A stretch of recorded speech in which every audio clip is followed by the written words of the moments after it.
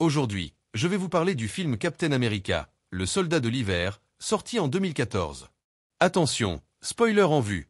L'histoire suit Steve Rogers, alias Captain America, qui tente de s'adapter à la vie moderne après avoir été congelé pendant des décennies.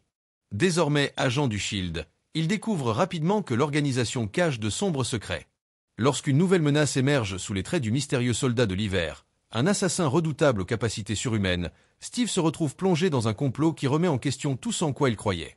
Accompagné de Natasha Romanoff, alias Black Widow, et du fidèle Sam Wilson, alias Falcon, il va devoir affronter une conspiration qui pourrait changer l'équilibre du monde. Mais le plus grand choc pour Steve, c'est la véritable identité du soldat de l'hiver. Restez avec moi pour découvrir comment ce thriller haletant mêlant espionnage et action redéfinit le destin de Captain America. Un matin, lors de son jogging de routine, Steve rencontre un vétéran à la retraite nommé Sam Wilson, qui deviendra plus tard le Faucon et reprendra finalement le flambeau de Steve. Les deux se sont immédiatement entendus.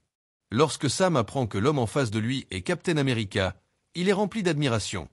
À ce moment-là, Sam est déjà prêt à devenir le fidèle disciple de Steve.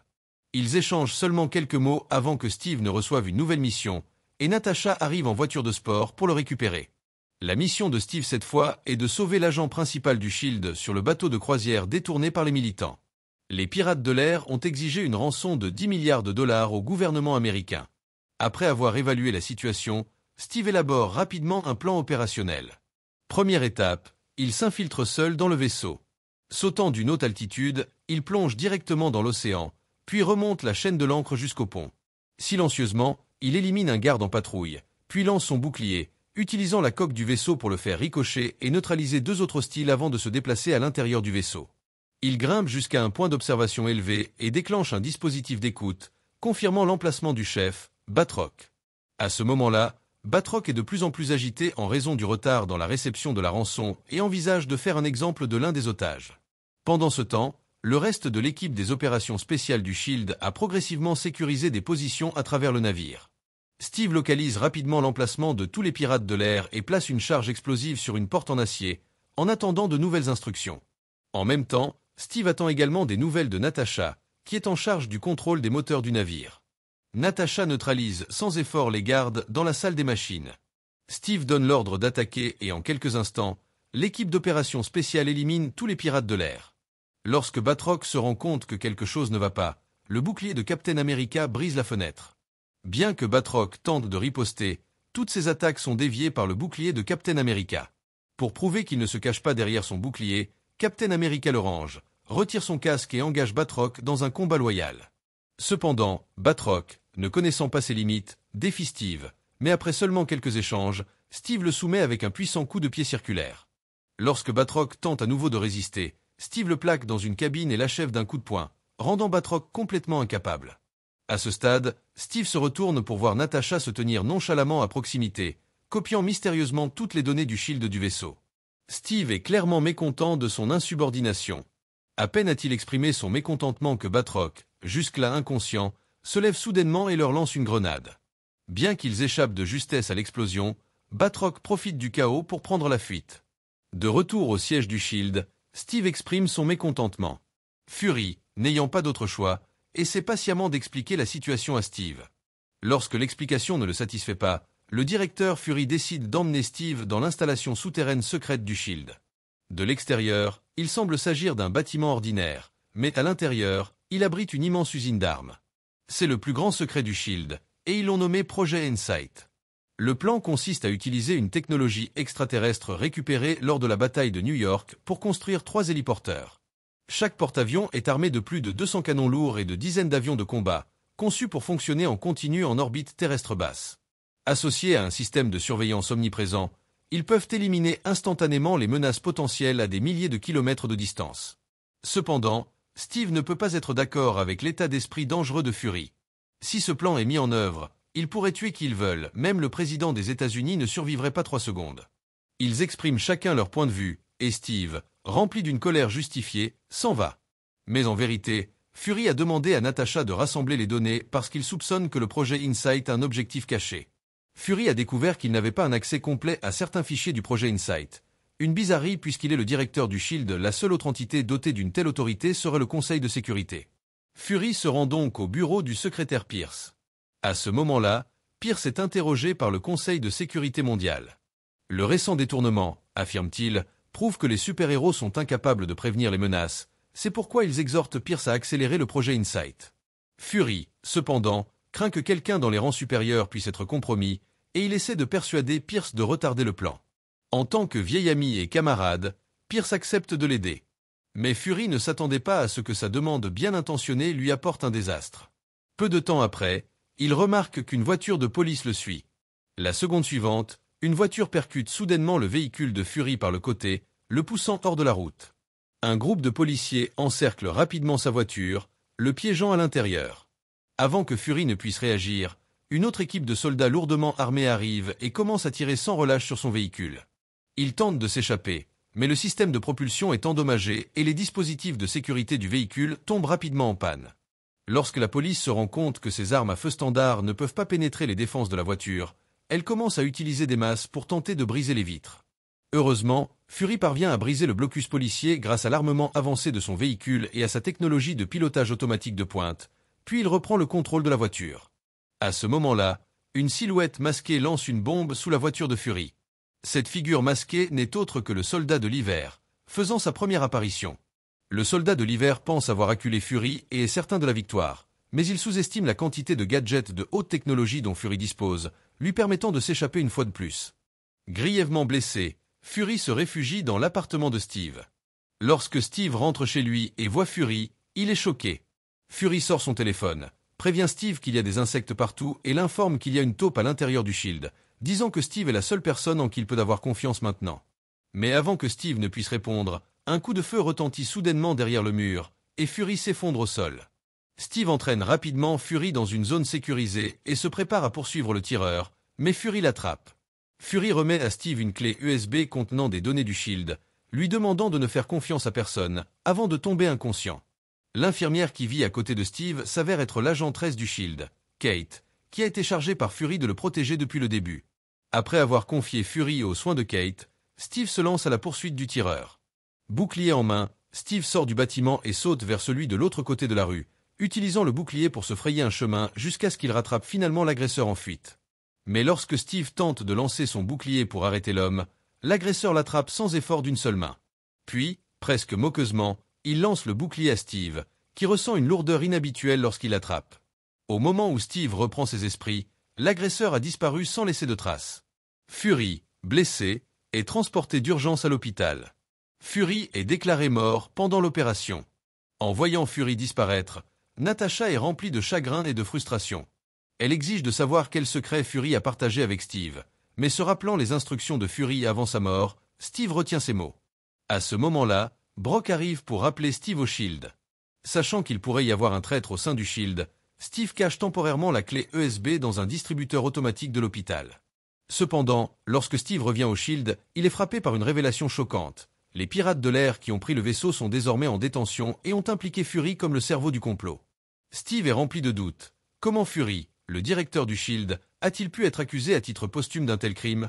Parce que Fury avait sauvé la fille de Pierce alors qu'il était sous couverture au Moyen-Orient, Pierce a promu Fury au poste de directeur du Shield. Fury était à la fois un bienfaiteur et un ami de Pierce, alors Pierce insiste pour savoir ce que Fury faisait dans l'appartement de Steve la nuit précédente et ce qu'il avait dit. Mais Steve, se souvenant des derniers mots de Fury, décide de ne faire confiance à personne. Cependant, lorsque Steve entre dans l'ascenseur, Brock et son équipe d'opérations spéciales le suivent de près.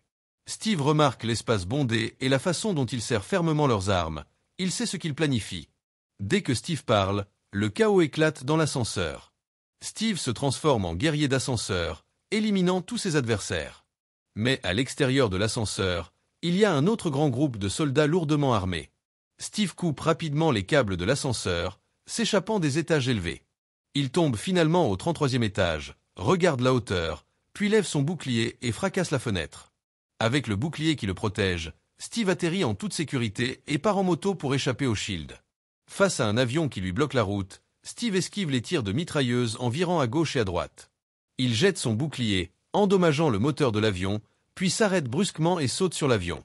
Steve atterrit gracieusement tandis que l'avion hors de contrôle s'écrase sur place. Maintenant que Fury est parti, Steve est devenu un fugitif.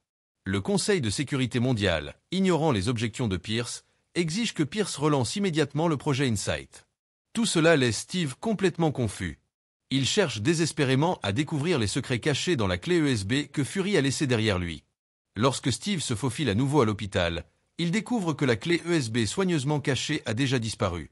Heureusement, ce n'est pas un inconnu qui l'a pris. Pour éviter d'être détecté par le Shield, Steve et Natasha se sont dirigés vers un magasin de technologie dans un centre commercial. Grâce aux compétences de piratage informatique de premier ordre de Natasha, ils ont réussi à décrypter les informations sur la clé USB avant que leurs poursuivants ne puissent les rattraper. Les informations ne contenaient qu'une simple carte, marquée d'une adresse mystérieuse. Cette adresse n'était pas inconnue de Steve. C'était le terrain d'entraînement où il s'était entraîné en tant que nouvelle recrue pendant la Seconde Guerre mondiale. La visite du site m'a rappelé des souvenirs d'il y a des décennies. Cependant, le lien entre cet endroit et le secret laissé par Fury restait un mystère. Alors que Steve et Natasha réfléchissaient, ils remarquèrent un bâtiment qui attira l'attention de Steve. À l'intérieur, ils ont découvert qu'il s'agissait du premier bureau du Shield depuis ses débuts.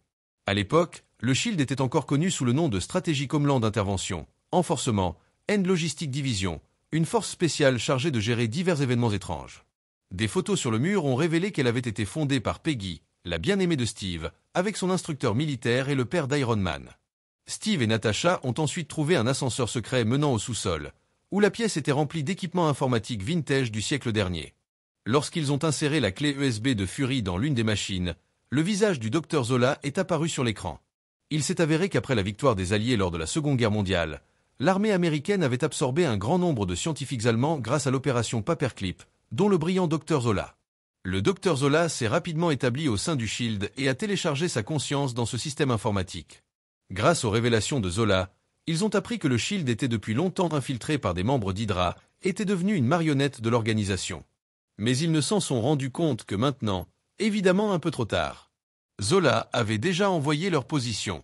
Un missile balistique à courte portée se dirigeait droit sur eux. Heureusement, Steve a réussi à ouvrir le conduit d'égout et ils ont réussi à s'échapper de justesse en utilisant son bouclier comme couverture. En sortant des décombres, Steve porta Natasha inconsciente. Pour arrêter le plan d'Hydra, ils décident de se réfugier chez leur ami Sam pour le moment et commencent à planifier leur prochain mouvement.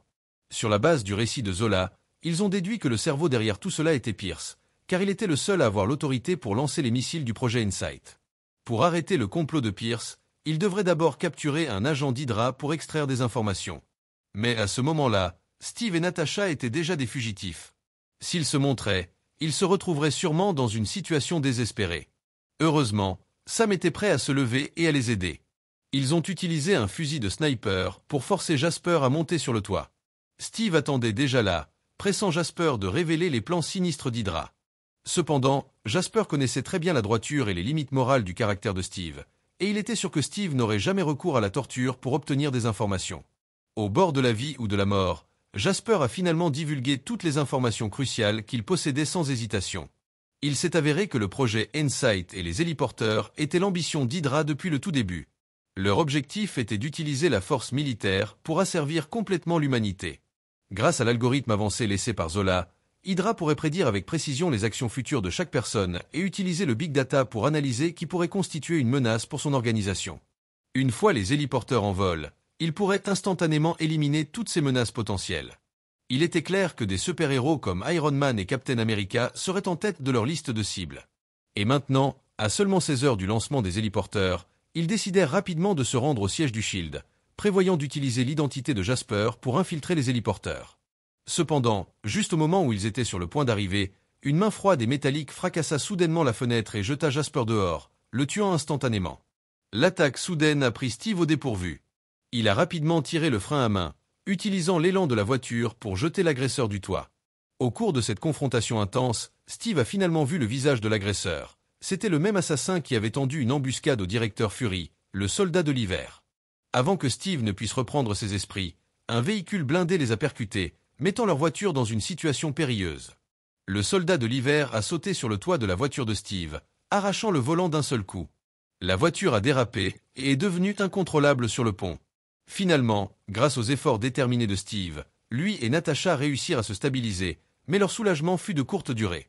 Au moment où Steve reprenait pied, il fut frappé par une attaque féroce du soldat de l'hiver, qui le projeta du pont avec un mortier. Pendant ce temps, Natasha et Sam esquivaient des tirs nourris alors qu'ils tentaient de s'échapper. Utilisant son agilité, Natasha a habilement manœuvré à travers la grêle de balles, sautant du pont sans laisser aucune chance à ses poursuivants. Le soldat de l'hiver a tenté de tirer sur Natasha, mais elle a été déjouée. Elle s'est retournée et a tiré sur lui, brisant ses lunettes et l'enrageant encore plus. Il a remis Steve à ses subordonnés et a sauté du pont pour poursuivre Natasha. Mais cela s'est avéré être sa plus grande erreur. Malgré la puissance de feu intense, le bouclier indestructible de Steve a rendu les efforts des attaquants vains. Steve chargea à travers la grêle de balles du canon Gatling, éliminant le mitrailleur lourd. Sam a couvert Steve sur le pont et a éliminé les autres attaquants. De l'autre côté, le soldat de l'hiver a été distrait par l'utilisation astucieuse d'un téléphone par Natasha pour détourner son attention. Lorsqu'il lui a lancé une grenade, elle a complètement raté et, à la place, Natasha a utilisé un dispositif paralysant pour désactiver temporairement son bras en métal. Cependant, ce léger contretemps n'a pas arrêté l'assaut du soldat de l'hiver. Il s'est rapidement rétabli et a porté un coup critique à Natasha par derrière. À ce moment crucial, Steve est arrivé juste à temps, repoussant l'arme du soldat de l'hiver d'un coup de pied. Les deux hommes se sont alors engagés dans une bataille acharnée au corps à corps. Bien que le bras métallique du soldat de l'hiver possédait une force incroyable, les compétences de combat de Steve étaient supérieures. Il a habilement utilisé son bouclier pour désactiver le bras du soldat de l'hiver. D'un puissant lancer, Steve a claqué le soldat de l'hiver au sol, retirant simultanément son masque. Le visage sous le masque choqua Steve, tandis que les souvenirs du passé lui revinrent en mémoire. Mais dans ce bref moment d'hésitation, Bucky avait disparu sans laisser de traces, laissant Steve, Natasha et Sam debout, sous le choc. Quelques instants plus tard, ils ont été arrêtés par les agents du Shield qui arrivaient. Le cœur de Steve était rempli de confusion et d'incrédulité. Il ne pouvait pas imaginer que son ami le plus proche, Bucky, était encore en vie. Après tout, il avait vu Bucky tomber dans un profond gouffre glacé, ne laissant aucune chance de survie. Ce qui était encore plus incompréhensible, c'était pourquoi Bucky essayait de le tuer. Mais un choc encore plus grand attendait Steve. Les deux gardes qui les escortaient se sont soudainement retournés l'un contre l'autre. Lorsque l'un des gardes a retiré son casque, il s'est avéré qu'il s'agissait de l'agent Hill, là pour les sauver. Il les emmena dans une base secrète, où le directeur Fury, présumé mort, était miraculeusement allongé sur un lit. Il s'est avéré qu'après avoir réalisé qu'il y avait une taupe au sein du Shield, Fury avait anticipé le danger de rester à l'hôpital. Il a donc utilisé la toxine du poisson-globe pour mettre en scène sa propre mort. Le groupe a rapidement mis en commun ces informations. Pour contrecarrer le complot d'Hydra, ils ont décidé de remplacer les puces de ciblage des héliporteurs par les puces de contrôle qu'ils avaient sous la main. Cette tâche ardue incomba naturellement à Steve et Sam, forts et compétents. Steve et Sam ont secrètement infiltré le siège du Shield. Grâce à l'interphone, ils ont révélé le plan diabolique d'Hydra au personnel sans méfiance. Face à l'exposition du plan, Pierce a immédiatement ordonné à ses hommes de prendre d'assaut la salle de contrôle et de lancer de force les héliporteurs. En apprenant la vérité, les agents du Shield ont rapidement réagi et le chaos a éclaté dans la salle de contrôle alors que les deux camps s'engageaient dans une bataille féroce. Pendant ce temps, Brock a saisi l'occasion pour lancer la séquence de lancement du premier héliporteur. Alors que les portes du hangar s'ouvraient lentement et que les moteurs rugissaient, le premier héliporteur commença à s'élever. Steve, utilisant son agilité, a esquivé les attaques des forces terrestres et a réussi à infiltrer l'intérieur du troisième héliporteur, qui n'avait pas encore décollé. Il a rapidement trouvé la puce de ciblage et l'a remplacée par la puce de contrôle. Au même moment, Sam, s'appuyant sur ses capacités de vol exceptionnelles, atteignit le deuxième héliporteur et accomplit la même tâche. Sam a ensuite récupéré Steve et ils se sont dirigés vers le premier héliporteur pour terminer la tâche finale. Cependant, alors qu'ils étaient sur le point de réussir, Bucky les intercepta. Avec une charge puissante, Bucky a fait tomber Steve du navire et a ensuite lancé une chaîne qui a projeté Sam sur le pont. Après avoir désactivé l'une des ailes de Sam, Bucky l'a expulsé de l'héliporteur. Heureusement, Sam avait un parachute, ce qui lui a sauvé la vie.